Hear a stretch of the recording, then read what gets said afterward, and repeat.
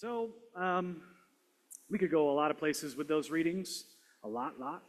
But when I have like this plethora of ideas, sometimes it's just easy to kind of go back into like normal life, what happened in the past couple of days.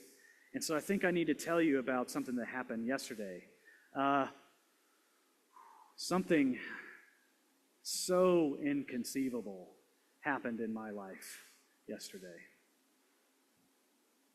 I made it all the way down to OK yesterday. I heard the gospel preached mightily to the congregation of St. John's Lutheran Church as they bid farewell to their sister Peggy Kaufman. That's Debbie Muggenberg's mother.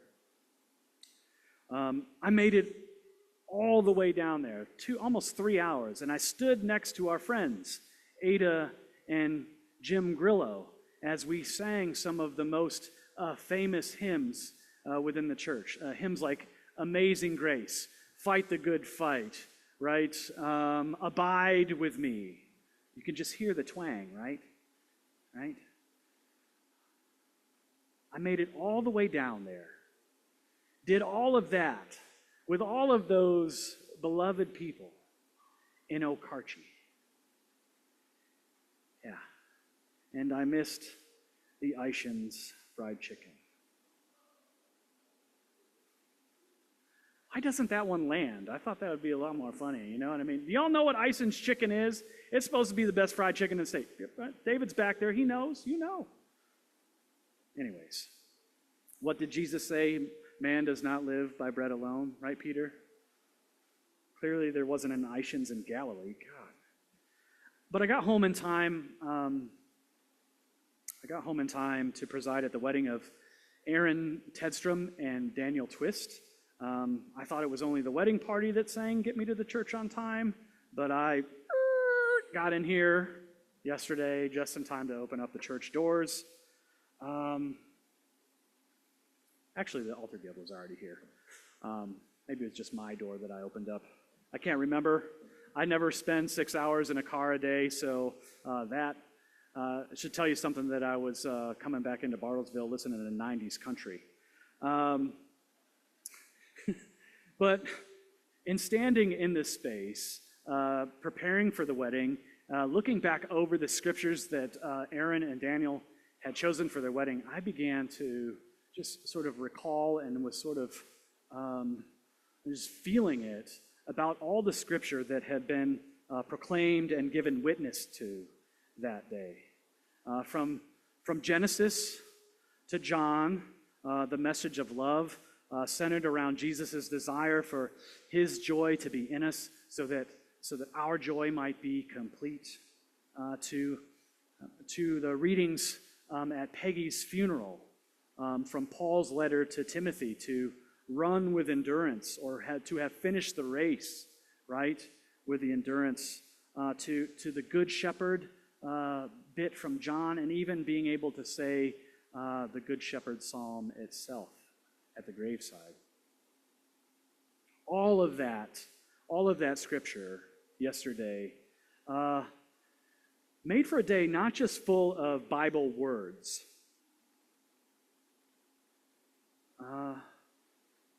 but a particular emphasis on promise. Promise that was centered around this idea of transformation. Transformation in new life. In the new life that was created in the bonds of matrimony right there, and then all the way out in the middle of a cornfield to the new life that is created in one's return to Christ. Saying those scriptures meant something different almost at those thresholds. And come to think of it, after reading all of that and thinking about it, I wasn't so sad to miss the chicken. Some of you may know that yesterday was Holy Cross Day, the day that we Christians venerate and honor Christ's offering, his self-offering on the cross for our salvation. And so in the midst of weddings and funerals, and yes, births and deaths, we were encouraged to recall that just as Christ was lifted high upon the cross so that he might draw the whole world to himself, we who glory in the mystery of our redemption might have the grace to take up our cross and follow him. How fitting, then, that a bit of yesterday finds itself in the Scriptures for us this morning. And while yesterday was the day that the church put emphasis on the fact that this Good Friday cross,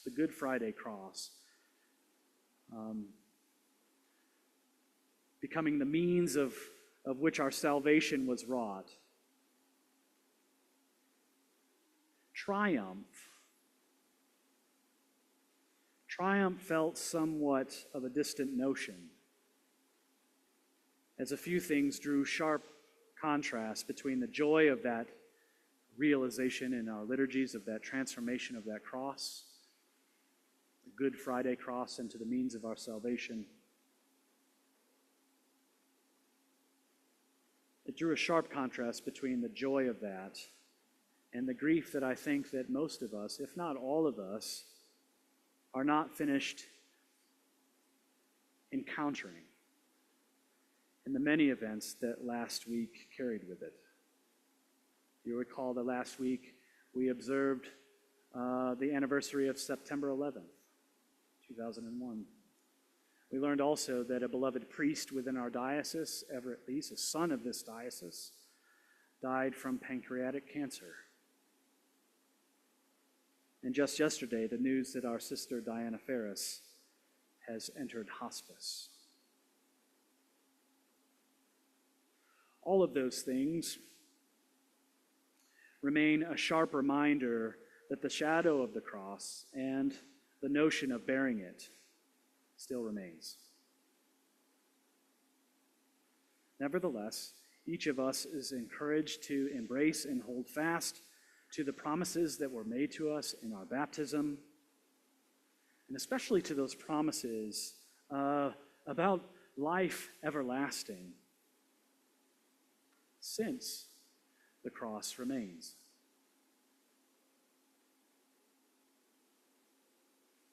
We just have to remind ourselves of what Paul said at that moment.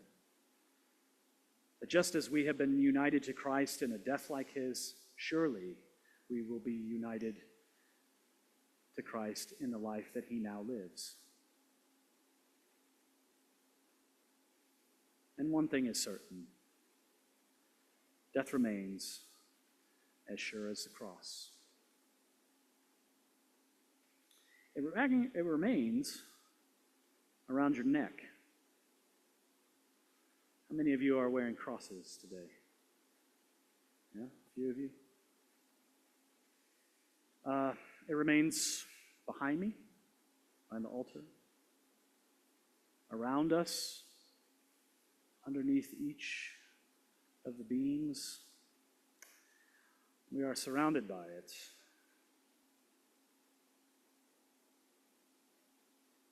Not as a threat,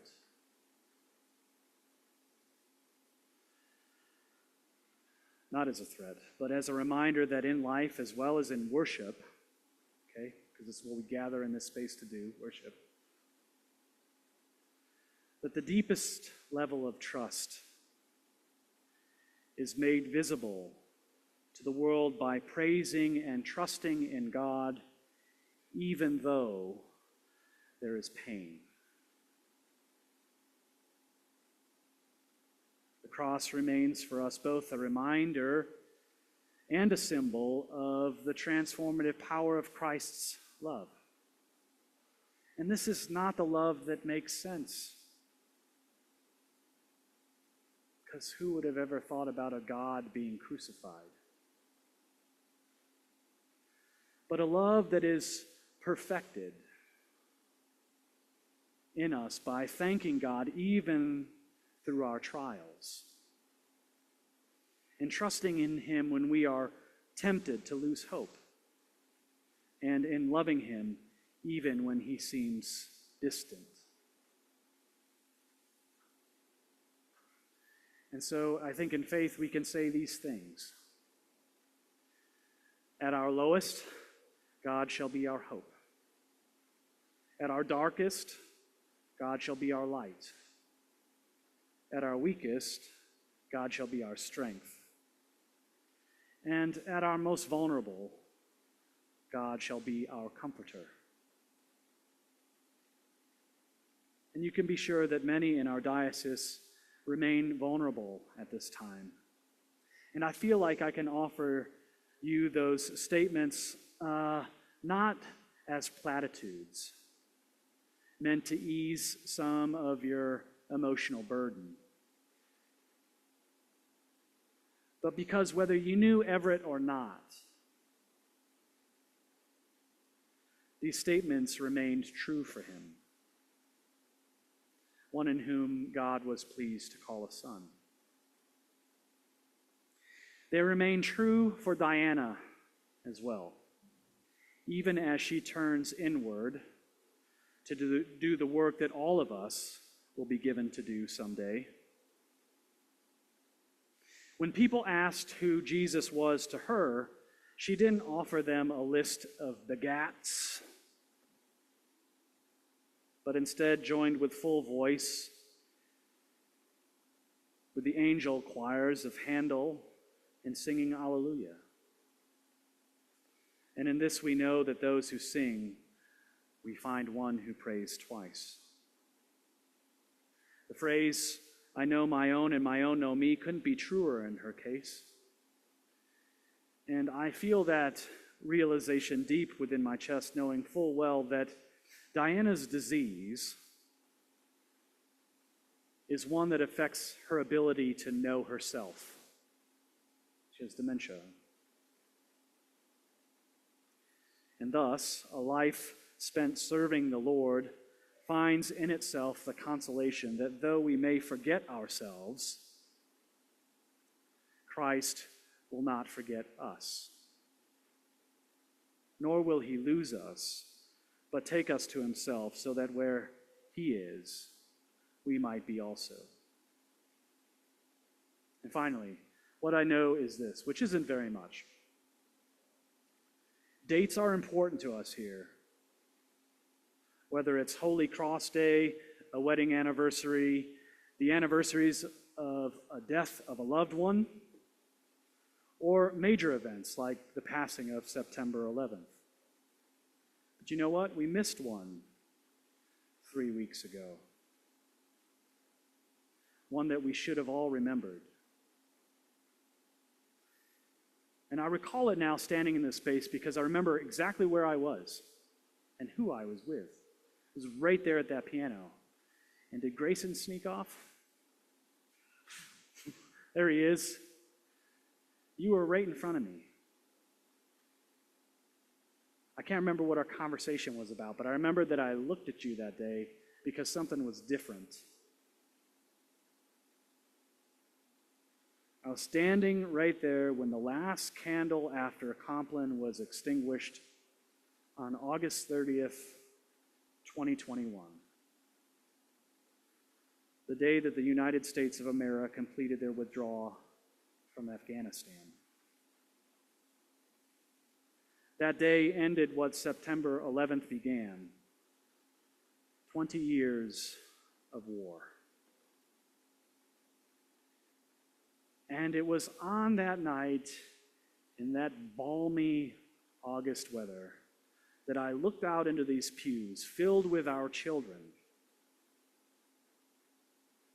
and realized that it was the first time in their lives that they knew that their country was not at war anymore. The cross of that day, on whose foundation laid the ruins of great towers, was transformed by a mighty hand of peace. And if there was anything tragic about that day, it was that most of the kids didn't even know it. Imagine that. When war has become so commonplace that one doesn't recognize the end of it.